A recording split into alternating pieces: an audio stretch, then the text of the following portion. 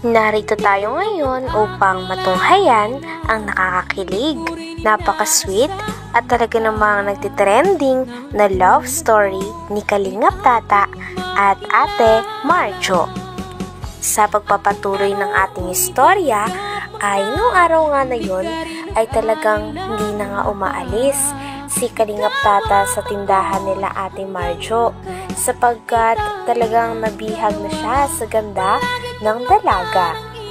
Kitang-kita nga to sapagkat kinakantahan niya ang dalaga at lagi siyang nakatingin dito at natutulala na nga si Kalingap Tata dahil napaka-unique ng kagandahan ni Ate Marjo.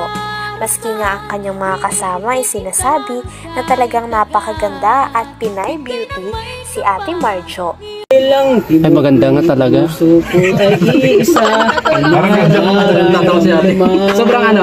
Maganda nga talaga siya. Napasaya natin si ate ngayong araw. Ate, anong pangalan mo, te? Yung malungkot niyang ano, hindi naman malungkot. Marjo? Tahimik, no? Nabulog ngayong araw, no? So, thank you. Ayan, hindi na kayo magkakaintindihan dyan. Sabi pa rin itong mga ginagawa itong mga tatlo na to. Hindi pa humihinto. Ano, grabe oh. Kanina pa mga yan mga kalingap, walang kahinto-hinto yan oh. Tumidiskarte sila doon sa tindahan. May dalaga kasi doon. Tignan mo ang iingay-ingay nila doon mga kalingap. Kasi meron silang dinidiskartehan na chicks doon kanina. But, ano?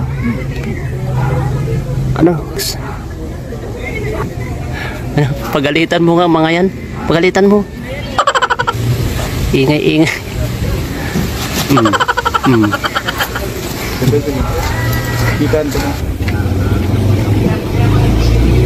Ano naman si Tata tulo?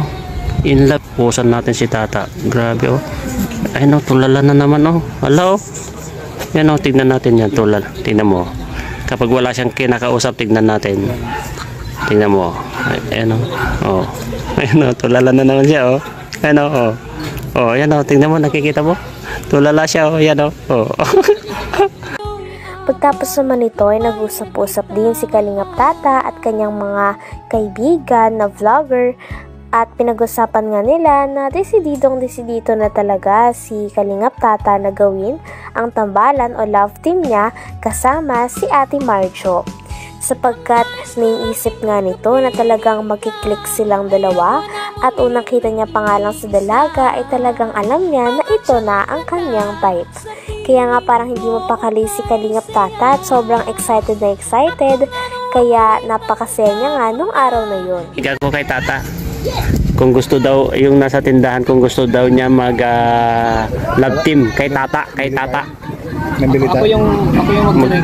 Ikaw din ang ilalab team ka. Ikaw mismo. Martin ang labas nga nito. Kaya idol pala nito ni ano. Ikaw ang director, ikaw ang kalab team niya. Ay, nga siya producer. Sa director, sa diniman. Wayang naman siya. Ay, grabe. Matindi to, matindi. Ganda ng usapan nila. Oo daw yung Umuo? Magde-date daw sila tol sa ano, Buhanginan. Sa beach. Magde-date sila. Doon sila magsushooting. Sabi niya, wala man ang problema. Ano lang naman yan? Love team. Pero alam ko may nararamdaman ka eh. Yung totoo. Di ba totoo naman kasi binata ka naman, di ba? Anong Marjo yan? Nakausap na pala bro. Kanina tagyakan kita dyan eh. Sige, nandito pa kami sa ano. Nagyan ako sa mga. Ay, kinakausap na niya to. Wala na naman. Kinokon. Anak niya. Ito lang, yung rimulog. Wala to. Wala. Ginaganyan ka ta. Wala. Sinasabotage ka itong si B1 sa Kabito. Pagkatapos nga nila mag-usap-usap ay hindi na nga nakapagpigil si Kalingap Tata at talagang binalikan niya talaga si Ate Marjo sa kanyang tindahan. Grabe at di na nga mapakali si Kalingap Tata at parang gusto niya na lang titigan si Ate Marjo ng buong araw. Sino nga kasing hindi mabibihag sa gandang taglay ni Ate Marjo, lalo na sa mga ngiti nito. Kaya nga lang nung pagbalik ni Kalingap Tata sa tindahan nila Ate Marjo ay wala na nga si Ate Marjo sapagkat nagpahinga na daw ito at natulog. Kaya naman medyo nalungkot nga si Kalingap Tata. Ngunit ang mahalaga daw ay nakausap niya naman na si Ate Marjo at pumayag ito na maging love team sila. Kaya naman masaya pa rin si Kalingap Tata nung araw na yon dahil panigurado ay siya na daw ang magdadirect at magiging leading man. Hoy, ano pinagagawa nyo niyan? Akala nyo maisan nyo si Tata, ah? Wala. Tulog na eh. Wala. Sumunod. Natulog. Tulog na. Tulog si Marjo. Tulog. Estorbo siya ng gusto niya araw. Ay, pinagod nyo eh. Hindi siya nakapagpahinga ng mga ayos. Kahingi ako address. Yung magpapadala sa akin package. Bingo diretso. Ano lang yung address ko doon? Naging ato ka lang. Marami na nagpapackage sa'yo. Wala naman si B1. Ano sa'yo?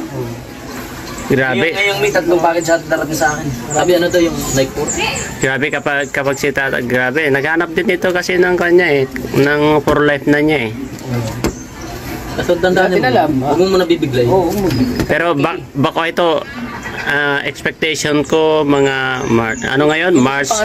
March, April, May, June. Ay mga June yan, Tol? B1. Mga June yan. Yeah, alam nyo, may payo ko sa iyo, Tol. Ang pag-ibig, kusang naramdaman ko sa dumarating yan. So kahit magkaibigan kayo ng matagal, and kayo talaga, maramdaman niyo sa bawat isa. Pero nga magkaibigan Kahit magkasama kayo sa serye, sa television or sa YouTube, magka-partner kayo, kung hindi pa talaga ma-develop yung bawat isa, walang mga Oo. may matalik na So darating yung time na kusa nyo maramdaman yan, Tol.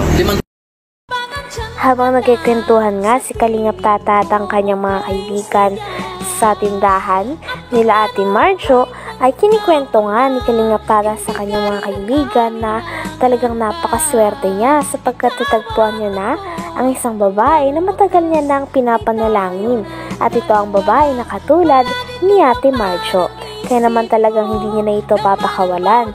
At sinabi rin ni Kalingap Tata na talagang napakaganda ng kanilang story dahil sa tindahan lamang sila nag-meet. Dahil din dito, may plano din si Kalingap Tata na maging ka-love team na nga si Ate Marjo at gumawa rin sila ng mga vlog ng magkasama. Si Kalingap Tata nga daw ang magiging director at siya din ang magiging leading man. Parang Coco Martin lang. Meron ako naisip eh. Pero sobrang hindi ako mag-upload. Gusto niya pa ng dalian. At hindi pa nga bubuhay. Meron na ako. Ano na? Unang Unang nakita ni dalagang nasa tindahan. Unang pagkita ni Kalingap Tata, napahanga agad siya. Ay, ba yun? Ang mga bait sa'yo. Yan, marites mo eh. Alam mo, hindi ko pa alam. pag pumunta kami dito sa Kawanita, Ay, Darius ko po. may nakikita. Kaya sabi ko, Sabi niya, walang problema. Pumayag siya.